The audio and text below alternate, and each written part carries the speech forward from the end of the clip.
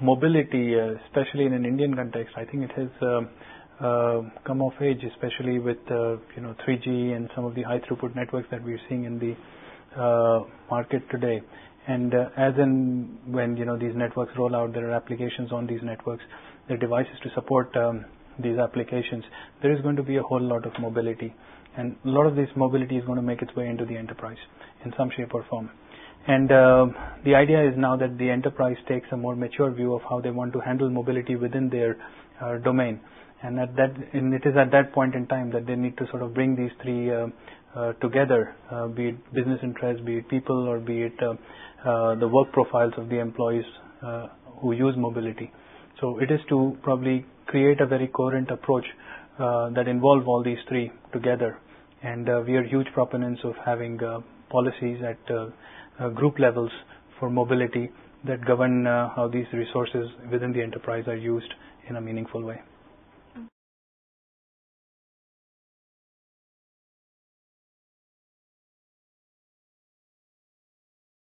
Segmenting user groups is important for a sound mobile policy, largely because no two workers within the company have the same requirement, and we're seeing that evolve a lot more.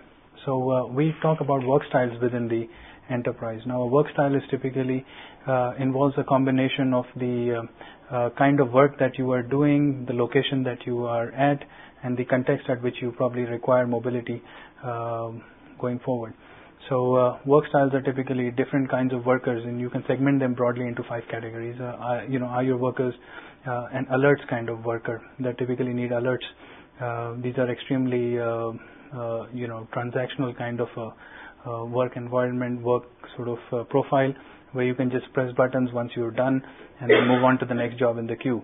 Then there are message kind of workers who typically use BlackBerries, for example, or there are knowledge workers, or there are power workers, and there are these kind of workers. So basically you segment these into work groups, and that is important because it gives you a very granular view of how you want your mobile policy to start acting and start delivering the value that you want it to deliver.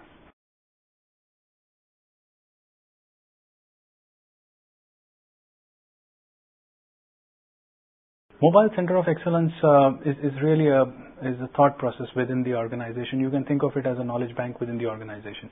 It's a place where you would probably keep best practices, you would keep the knowledge that you have from various mobile projects in the organization, share those across the group, and ensure that each of the investments that you are making into the mobile projects in your organization deliver the stated result or deliver on target. So you could probably, like I said, think of it like a knowledge bank, a resource within your organization that formulates policies, governs, and makes sure that everything is captured and disseminated in the right way.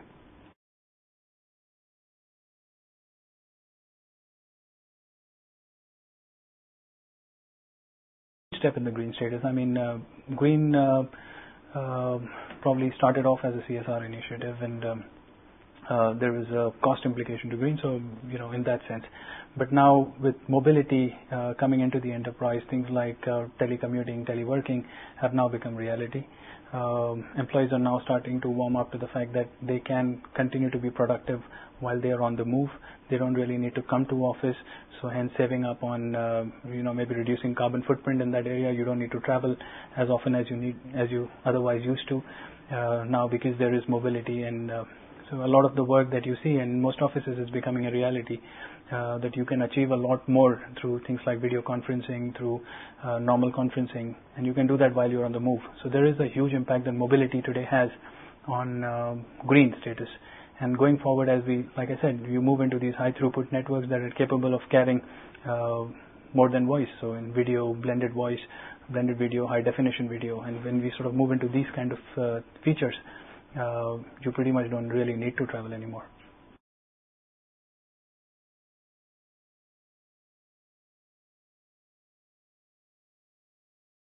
Business continuity management is another area that I see is getting extremely important for most CIOs in Indian organizations because of the probably the environment that we are in. So if you're faced with a situation where probably if you're in Mumbai and there's a flood situation, how does your employee react? And at that point in time, if you have a customer waiting halfway across the globe waiting for a response, you must absolutely deliver.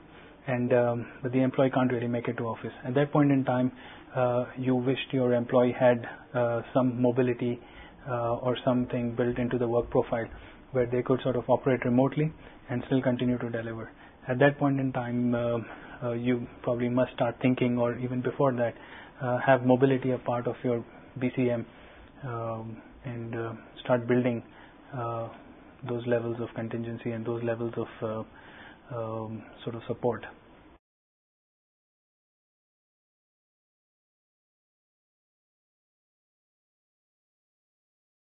Consumerization of IT is an interesting topic because we've seen the shift happen wherein technology and mobility initially actually originated from the enterprise segment.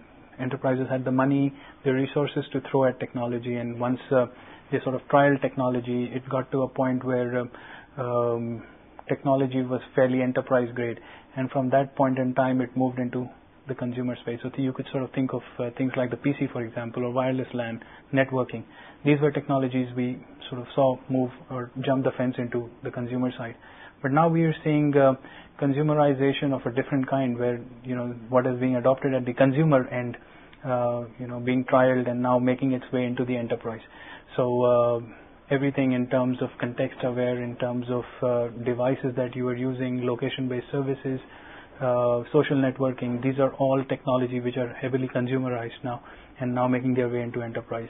So enterprise now has to get ready for a different kind of work culture, work ethics based on consumerization of technology and mobility, which is part of technology, of course.